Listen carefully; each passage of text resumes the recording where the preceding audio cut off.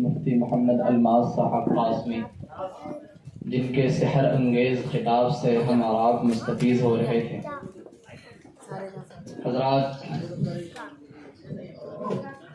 اب میں ایک ایسے واعظ، ایک ایسے خطیب تک پہنچنے کی جسارت کر رہا ہوں جن کا مشغلہ تعلیم و تربیت، جن کا مقصد صرف اور صرف دین خداوندی ہے، جن کا سینہ ہمیشہ امت کی فکر سے لبریز ہے۔ رسول اللہ صلی اللہ علیہ وسلم کی عظیم سنت خدمت خلق میں آپ ہمیشہ فکر مند رہتے ہیں اور اپنے متعلقین کو بھی اس کی تلقین کرتے ہیں۔ حال ہی میں آپ نے ایک مکتب تعلیم القرآن کے نام بسم اللہ کالونی شاہین نگر حیدرآباد کی بنیاد ڈالی، جس کا مقصد امت کے ہر فرد تک ضروری علم کا پہنچانا ہے۔ میری مراد برادر کبیر حضرت مولانا مفتی محمد ساجد صاحب سبیلی دامت برکاتہم العالیہ ہے۔ میں حضرت والا سے ادب درخواست کرتا ہوں کہ حضرت والا ہم سامعین کو اپنے خطاب عالی سے مستفیض فرمائے اس شعر کے ساتھ کہ نام اس کا ملت بیضا کے پروانوں میں ہے، نام اس کا ملت بیضا کے پروانوں میں ہے، وہ بحر صورت عظیم الشان انسانوں میں ہے، وہ بحر صورت عظیم الشان انسانوں میں ہے۔ ولولہ اسلام کا اس کی رگوں میں ہے رواں، ولولہ اسلام کا اس کی رگوں میں ہے رواں، لرزہ اس کی فکر سے باطل کے ایوانوں میں ہے۔ میں حضرت والا سے درخواست کرتا ہوں کہ حضرت والا تشریف لائیں۔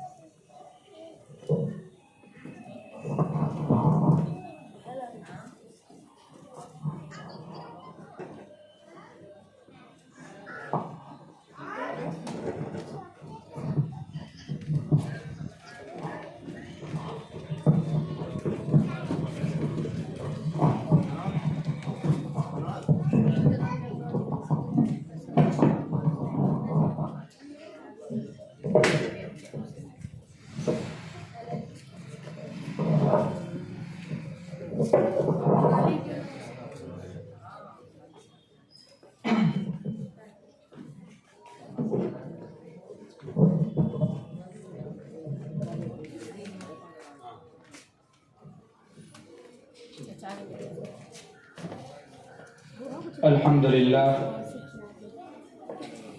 للہ رب العالمین والعاقبۃ للمتقین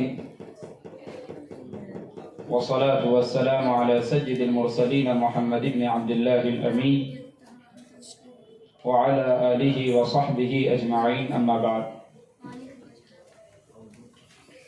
اسٹیج پر جلوہ افروز علماء اعظام و معزز سامعین کرام، ہندوستان کی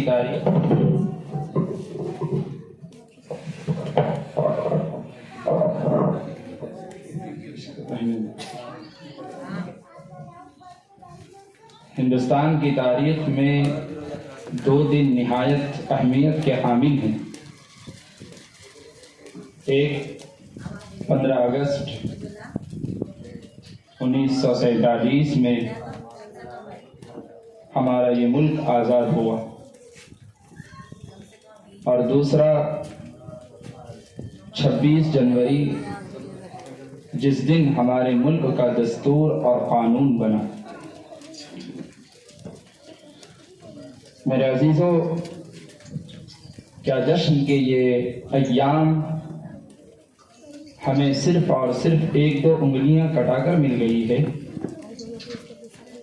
یا یہ کہ صرف 1 سال 2 سال کی قربانیوں کے نتیجے میں مل گیا ہے؟ ہرگز ایسا نہیں ہے۔ ان 2 دن کے خوشی کے پیچھے ہزاروں سینکڑوں ہندوستانی بالخصوص مسلمانوں کی قربانیاں موجود ہیں۔ عام طور پر یہ کہا جاتا ہے کہ جنگ آزادی کی تحریک، جنگ آزادی کی لڑائی 1857 عیسوی سے شروع ہوا، جو کہ ایک غلط بات ہے جو عام کیا گیا ہے جان بوجھ کر، تاکہ اس سے پہلے کی جو 100 سالہ تاریخ ہے، اس 100 سالہ تاریخ کو برادران وطن نہ جان سکے۔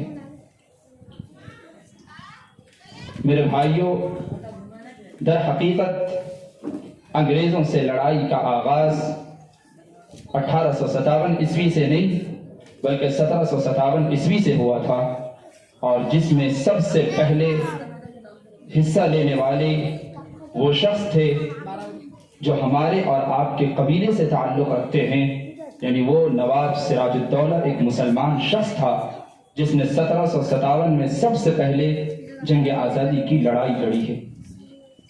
اس کے بعد مجنو شاہ نے، پھر اس کے بعد حیدر علی نے، اس کے بعد ٹیپو سلطان نے، اس کے بعد مولوی شریعت اللہ نے، ان کے بیٹے دادو میاں نے مستقل 100 سال تک جنگ عظیم لڑتے رہے۔ 1857 میں آ کر برادران وطن نے بھی اپنا نام درج کرایا آزادی کی لڑائی میں۔ اس سے پہلے 100 سال میں ان کا کوئی نام و نشان تھا نہیں، ان کا کوئی وجود نہیں تھا۔ ان کا وجود، ان کی شرکت 1857 عیسوی میں ہوئی ہے۔ 1857 عیسوی میں جو جنگ ہوئی ہے، یقیناً یہ ایک ایسی جنگ ہے جس میں مسلمانوں کو بہت زیادہ تکلیفوں کا سامنا کرنا پڑا، اور مسلمانوں میں بھی بالخصوص علماء کرام کو جو قربانیاں دینی پڑی، تاریخ کبھی بھی اس کو فراموش نہیں کر سکتی۔ اس 1857 عیسوی کے جنگ میں کم و بیش 2 لاکھ مسلمان مارے گئے، اور ان 2 لاکھ مسلمانوں میں 51,000 علماء کی ٹیم تھی جنہوں نے اپنے جان کے نذرانے اور جان کی بازی لگا دی ملک کے آزادی کے خاطر۔ اسی 1857 کے جنگ میں بانی دارالعلوم دیوبند مولانا قاسم نانوتوی رحمۃ اللہ علیہ شہید کیے گئے، مولانا قاسم نانوتوی رحمۃ اللہ علیہ زخمی کیے گئے، اور اسی 1857 عیسوی کے جنگ میں حضرت مولانا رشید احمد گنگوہی رحمۃ اللہ علیہ زخمی کیے گئے، حافظ ضامن شہید رحمۃ اللہ علیہ شہید کیے گئے۔ جب 1857 عیسوی میں یہ کہیے کہ وسائل کی قلت یا اپنوں کی غداری کی وجہ سے مسلمانوں کو شکست کا سامنا کرنا پڑا، جب انگریزوں کا تسلط ہوا، انگریزوں کا غلبہ ہوا 1857 عیسوی میں، تو برطانیہ کے ذمہ داروں نے اپنے ہندوستانی مشیروں سے رائے طلب کی کہ بتاؤ کہ ہم ہندوستان میں اپنی حکومت کو کیسے جما سکتے ہیں، ہندوستان کے اندر اپنی حکومت کا قبضہ، اپنے حکومت کا سکہ کیسے جما سکتے ہیں۔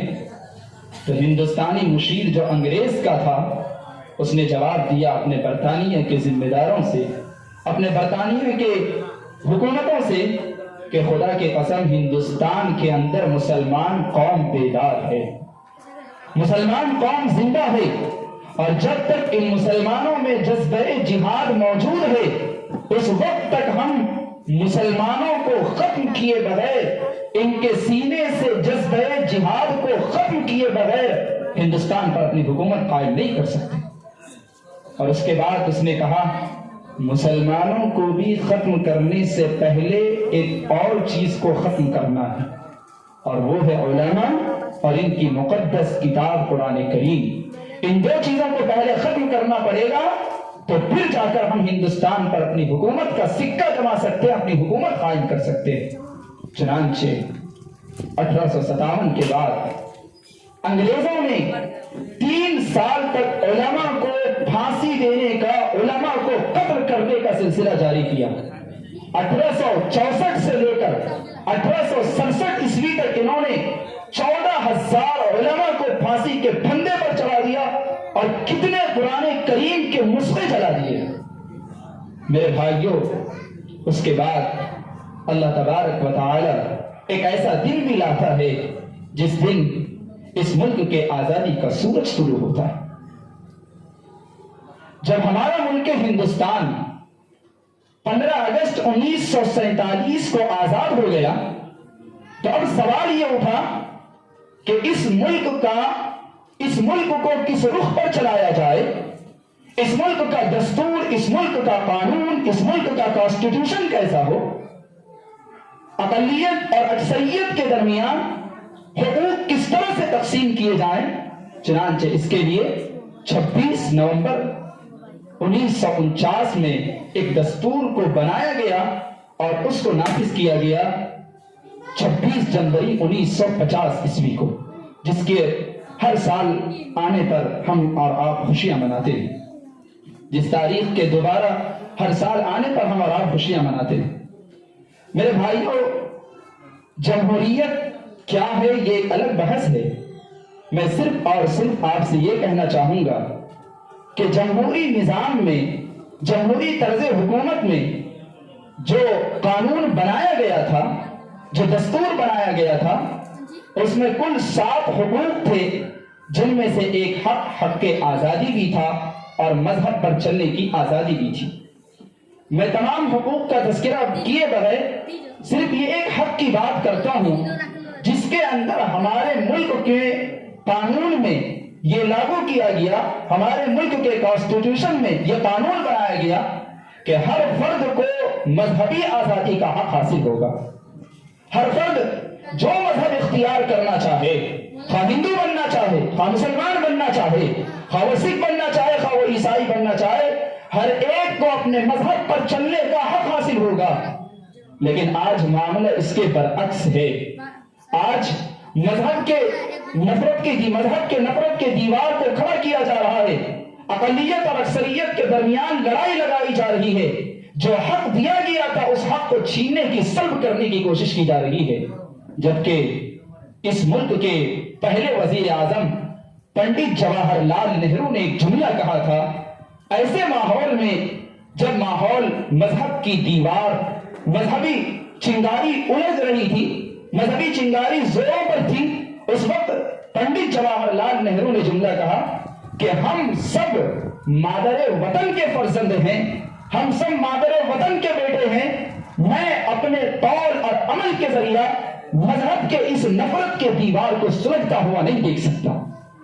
اسی طریقے سے بابائے قوم مہاتما گاندھی نے اپنی تقریروں میں اور اپنی تحریروں میں اس بات کو اجاگر کیا کہ مذہب کی دیوار کو خدا کے واسطے اس جمہوری ملک کے اندر کھڑا مت کرو، مذہب کو لڑائی کا مسئلہ مت بناؤ۔ اگر مذہب کو لڑائی کا مسئلہ بناؤ گے تو اس ملک کا جو چین ہے وہ غارت ہو جائے گا، اس ملک کا جو سکون ہے وہ غارت ہو جائے گا۔ تو میرے بھائیوں، آج ضرورت ہے کہ حکومت وقت اس دستور پر، اس قانون پر غور و فکر کرے اور جو حق دیا گیا ہے قانون میں اس کا کھلا استعمال کرنے کی اجازت دے۔ جمہوریت یہ ایک عمارت کے مانند ہے، اس کے کل بنیاد 4 ہیں۔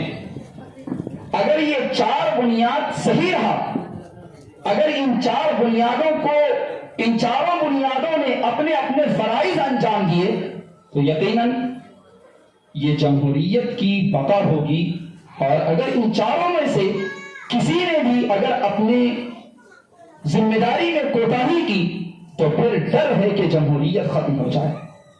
وہ ہے نمبر 1 مقننہ، یعنی کہ پارلیمنٹ، اور دوسرا ہے انتظامیہ یعنی کہ حکومت، اور تیسرا ہے عدلیہ، اور چوتھا ہے میڈیا۔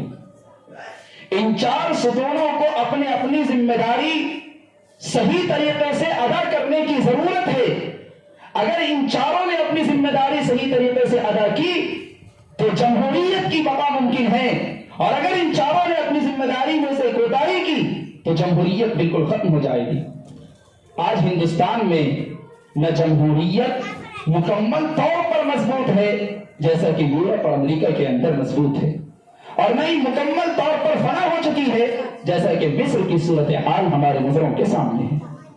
میرے بھائیوں، اخیر میں صرف اتنا ہی کہنا چاہوں گا، یہ ملک ہمیشہ اخوت و بھائی چارگی کا مظاہرہ پیش کیا ہے، یہ ملک ہمیشہ امن و سلامتی کا مظاہرہ پیش کیا ہے۔ آج کوشش کی جا رہی ہے کہ اقلیت اور اکثریت کے درمیان لڑائی کرایا جائے، اقلیت اور اکثریت کے درمیان کسی طریقے کی نفرت کی بیج بوجی جائے تاکہ ان دونوں کے درمیان لڑائی ہو۔ میرے بھائیوں، ہمیں کوشش یہ کرنی ہے کہ ہمیں جو ہمارے بزرگوں نے ورثہ کے طور پر یہ ملک کو دیا ہے، ترکہ کے طور پر اس ملک کو ہمیں دیا ہے، ہمیں اس کی حفاظت کرنے کی ضرورت ہے۔ بڑا دل دکھتا ہے جب ملک کے کسی کونے سے یہ آواز آتی ہے، ملک کے کسی کونے سے یہ خبر آتی ہے کہ ایک کمزور اور نہتے انسان کو ایک بھیڑ نشانہ بنا کر موت کے گھاٹ اتار دیا گیا۔ معمولی بہانے کو نشانہ بنا کر، معمولی بہانے کو بنیاد بنا کر خون کی ہولی کھیلی جاتی ہے۔ کیا یہ واقعات اور یہ چیزیں ایک جمہوری ملک کے لیے کلنک اور داغ اور دھبے کی حیثیت نہیں رکھتی؟ آپ کیا بتائیں گے دنیا کو؟ ایک طرف تو آپ دنیا کو کہتے ہیں کہ ہمارا ملک ہندوستان مثالی جمہوری نظام ہے، لیکن ایک طرف دیکھا جائے تو آپ کے اقلیت کے ساتھ نارویہ سلوک ہے۔ کیا منہ دکھائیں گے آپ دنیا کو کہ آپ کا ملک صحیح معنی میں جمہوری، مثالی جمہوری طرز حکومت ہے؟ میرے بھائیوں، میں کہنا چاہوں گا ارباب اقتدار سے، حکومت کے ذمہ داروں سے کہ آپ کے پاس دستور ہیں، آپ کے پاس قانون ہیں، آپ کے پاس پولیس ہے، ہر چیز آپ کے پاس ہے۔ جب ہر چیز آپ کے پاس ہے اور اس ملک کے اندر کچھ سرفرے یہ چاہتے ہیں کہ نفرت کی بیج بوجی جائے، تو کیوں نہیں آپ اس کی گردن موڑ دیتے ہیں؟ کیوں نہیں اس کی آپ پکڑ کرتے ہیں؟ کیوں نہیں آپ قانون کے شکنجے میں اس کو لاتے ہیں؟ کیوں نہیں آپ اسے جیل کے سلاخوں کے پیچھے ڈالتے ہیں؟ میرے بھائیوں، جمہوری نظام کے اندر اس طرح کے واقعات اس ملک کو زیبا نہیں دیتے۔